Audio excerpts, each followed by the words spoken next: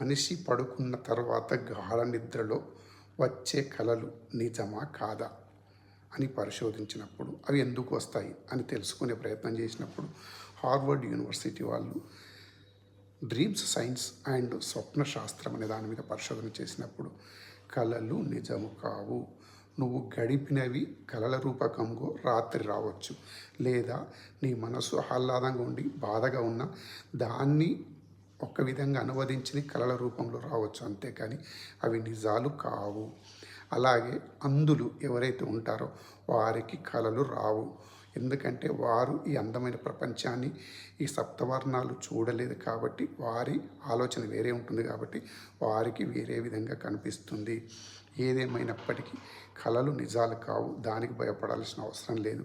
మనిషి తన ఆలోచనని తనే నెమరు వేసుకున్నప్పుడు వచ్చే ప్రతిరూపాలే కలలని నిర్ధారించారు.